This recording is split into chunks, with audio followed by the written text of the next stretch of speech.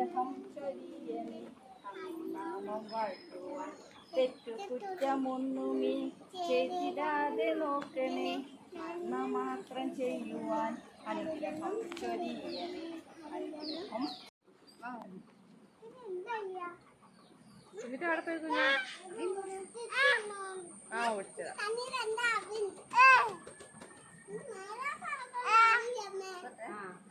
അതിലോട്ടൊക്കെ ഉള്ളേ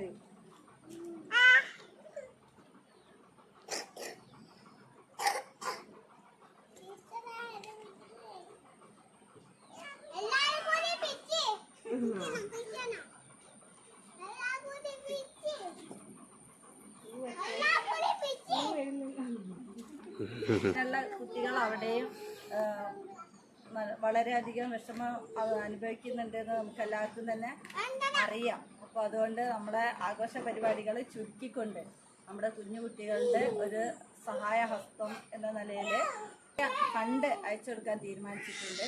അപ്പം ഈ 78ാം സ്വാതന്ത്ര്യ ദിനത്തിൽ നമുക്ക് വളരെ സന്തോഷിക്കാനാവാത്ത ഒരു സ്വാതന്ത്ര്യ ദിനമാണ്.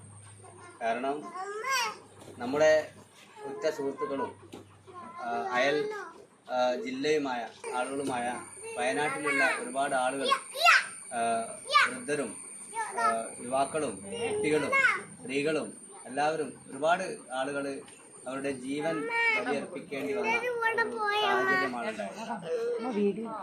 നമ്മുടെ ഉരുൾപൊട്ടലിൽ ഒരുപാട് ജീവിതമാണ് ഒലിച്ചു പോയത്.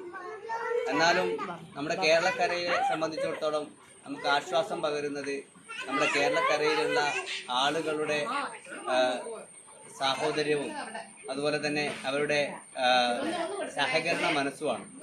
അപ്പം അതുകൊണ്ട് തന്നെ അവിടെയുള്ള ആളുകളെ, അവശേഷിക്കുന്ന ആളുകളെ പുനരധിവസിപ്പിക്കാൻ വേണ്ടിയിട്ട് നമ്മൾ ചെയ്ത കാര്യങ്ങളൊക്കെ ശരിക്കും പ്രശംസ അർഹിക്കുന്നതാണ്. അപ്പോൾ അതേപോലെ തന്നെ നമ്മളാൽ കഴിയുന്ന കാര്യങ്ങളൊക്കെ നമ്മൾ ചെയ്തു കൊടുക്കുന്നുണ്ട്. പണമായിട്ടും സ്ഥലമായിട്ടും വീടായിട്ടും അതുപോലെ തന്നെ സർക്കാരിനോട് കഴിയുന്ന കാര്യങ്ങളൊക്കെ സർക്കാർ ചെയ്തു കൊടുക്കുന്നുണ്ട്. അങ്ങനെ അവർക്കൊരു ആശ്വാസമാണ്. അപ്പം അത് തന്നെയാണ് നമ്മുടെ കേരളത്തിൻ്റെ ഒരു പ്രത്യേകത എന്ന് പറഞ്ഞാൽ. കേരളം എന്ന് പറയുന്ന സമയത്ത് കേരളത്തിലുള്ള മതത്തിൻ്റെ ഐക്യമാണ് ഏറ്റവും പ്രധാനമായിട്ട്. അത് തന്നെയാണ് നമ്മുടെ മഹാത്മാഗാന്ധിയും സുഭാഷ് ചന്ദ്രബോസും അതുപോലെ തന്നെ മറ്റ് ധീര ദേശാഭിമാനികളായിട്ടുള്ള ആളുകളൊക്കെ സ്വപ്നം കണ്ടിരുന്ന ഒരു ഇന്ത്യ എന്ന് പറയുന്നത്. ആ ഇന്ത്യയുടെ ആ ഒരു മൂല്യം നമ്മുടെ കേരളത്തിൽ കാത്തു സൂക്ഷിക്കാൻ പറ്റുന്നു എന്ന് പറയുന്നത് തന്നെ വളരെ സന്തോഷകരമായിട്ടുള്ളൊരു കാര്യമാണ്.